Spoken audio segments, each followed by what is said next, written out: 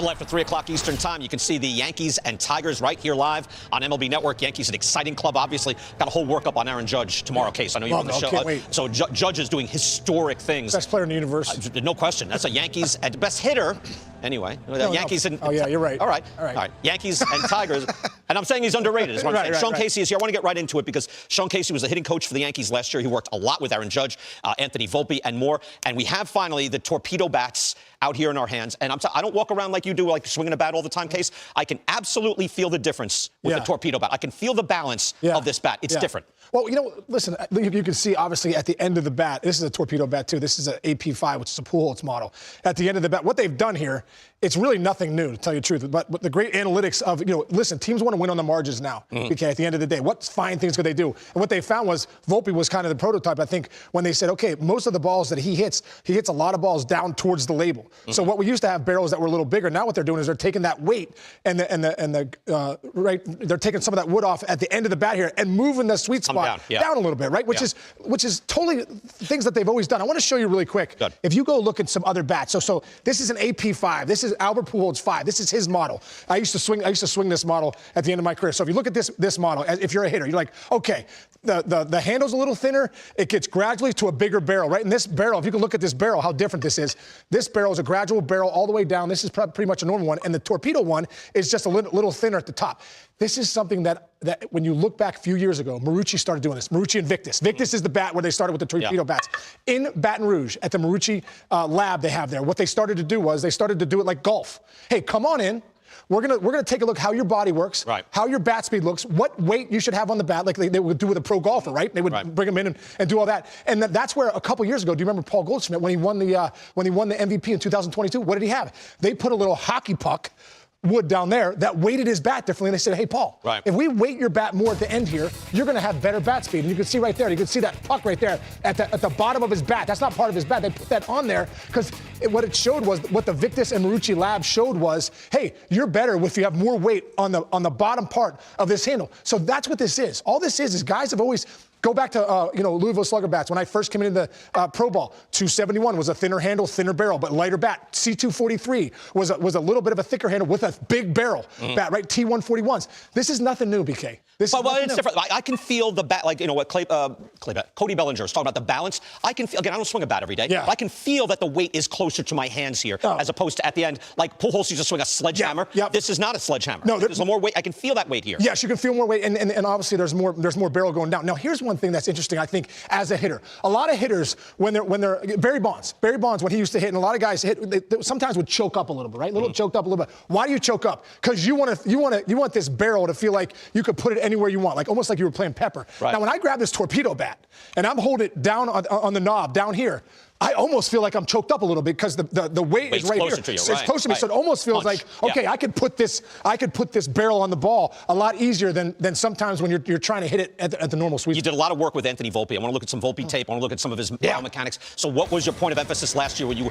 got a lot out of Anthony Volpe? Yeah, 2 years ago. One thing about Volpe is I think he's best when he's going to right center, and he shows right here that short porch in right field for New York when he's hitting well. That's a great place for him getting the ball up. But one thing with Volpe, what they found is that when they're pounding him inside, he can still take that ball in and drive it to right center. But you can see right here, sometimes with Volpe, it's not just the sweet spot that he hits it on, it's more down towards the label. So why not make a bat that plays right to, like I said, like almost like a golfer? You're making a bat tailor-made to the analytics of Volpe's swing. Talk about analytics coming into play. We can now break down pitch by pitch by pitch at bat where his barrel comes into the zone. So if on a certain amount of pitches he's hitting a lot of balls not off the end but off the label, let's play the percentages, move the sweet spot down a little bit, make it a little bigger. Can I ask you a specific question? What's the difference? Is there a huge difference between teams that were like, hey, because we saw Ellie De La Cruz grabbed a torpedo bat, ends up hitting 2 home runs. He's Ellie De La Cruz. What's the difference between a guy grabbing a torpedo bat and a guy having a torpedo bat engineered specifically for him? How big of a difference? I think it's definitely different. I would rather have it engineered for my swing. That's what the Yankees are doing. And what I'm doing, no doubt about it. And also, too, listen, at the end of the day, it's, what do they say? It's the magician, not the wand. you still have to be a good player. You still have to get a good pitch to hit. But we're getting things on the margins. That's Getting a little bit better. There's no doubt about it. And Yeah. one other thing, you talk about the way the pitch shaping of these guys nowadays. They're going to pitch labs where they're like, okay, I'm going to throw you a cutter in on your hands. If you're lefty, I'm going to throw you. If I'm a lefty sinker ball in on your hands. So a lot of times as a hitter, if you keep busting me in and trying to work those cutters and sinkers in, and I have more play on the label down here, man, I'm going to be a better hitter. Yeah, look, it's intelligence and counterintelligence. People were asking me like, hey, what are they going to do about these torpedo bats? I'm like, we're going to enjoy it. Is what we're going to do. Are you kidding me? It's fantastic. And maybe I look at more like Volpe or like, you know, the way Paul Molitor used to hit. Where he would just punch right to the. I would think that's going to help that type of hitter more. And don't you want that in baseball? I think so. I think more guys get jammed on the label than they do hitting it off the end of the bat. So guys are going to have, if you have more forgiveness down here towards the label, you're going to have you're going to have better offense. You showed very, high level of restraint, not actually doing a full swing. Every time you see him take a swing, I'm going to step it back. No, I don't want to get anywhere near this guy. Take out your phones, guys. It's time to take your pick. Kevin, you're going to bat lead off, and you're going to tell us what was your favorite offensive performance of the weekend. You ready? Yes. Rafael Devers, bam, pitcher. Starts off 0 for 19, 15 Ks. It's actually a terrible dream, to be honest with you, as an offensive player.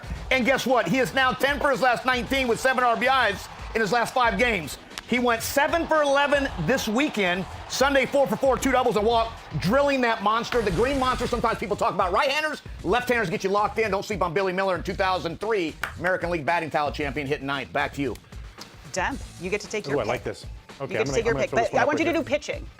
Pitching? Okay. Wait, hold on then. Here, on the mound, tall drink of water. Hey, Strider went down for the Braves. That meant that there was a Spencer for hire, and his last name is Schwellenbach. This dude absolutely carved 8 scoreless innings, 2 hits, 10 Ks, no walks on 99 pitches. He's filling up the strike zone. He's allowed just 3 hits in 44 at-bats this year over 2 scoreless starts, totaling 14 innings. This guy is filled in unbelievable at the top of the rotation for the Braves. Okay, Kevin, you have a hard time with Schwellenbach's last name, so do you have a nickname for him? I'm gonna call him Swelly. I'm tired of trying to pronounce all these names. I'm gonna go nicknames, boys. So Swelly, you're Swelly. When we say Swelly, not sweaty, Swelly. Schwelly. He pitched Swelly this weekend. Yeah, he's Swell. That was bad. Swelly. Okay, I'm gonna take my pick, and I'm going favorite moment. Here we go. Sunday was wild, guys. There were 5 walk-offs across baseball, the most in a single day since 2022. But my favorite was from a fellow Sun Devil, Spencer Torkelson. That was Tort's second career walk-off hit, solidified the sweep of the White Sox. Detroit has now won 5 of their last 6. But Demp, how many games were decided by just 1 run on Sunday? 9 one-run games on Sunday. Yeah, it was nail-biting all day long. Well, I'm going to go back to Saturday on my weekend. Picture of the weekend, okay? This is my favorite moment. I'm going to go widescreen panoramic because there's a lot to take in here. North side of Chicago, Ian Happ, 1,000 career games. Take this in for a second. In the history of the Chicago Cubs, he's just the 3rd player drafted by the Cubs, Mark Grace and Sean Dunston, to play 1,000 games with his franchise. He makes this unbelievable catch that Nate Pearson's like, oh my God. Ian Happ, congratulations, dude. Having a heck of a career on the north side of Chicago for the Cubbies. 1,000 games, man. That's awesome. And don't sleep on this. Like in uniform, his bat goes like this, and it goes boom. Like, you know what I'm saying? Like boom, Happy. He's like one of the most sneaky hot dudes. Like just a good-looking cat. Congrats to that. Congrats to Happy. He's my neighbor down the road. Are you saying that he has high pockets? He's got high pockets. You know, maybe his hips are a little low, but I'm gonna tell you, it's a nice fitting. You know what? In uni, Happy. Great work, by the way.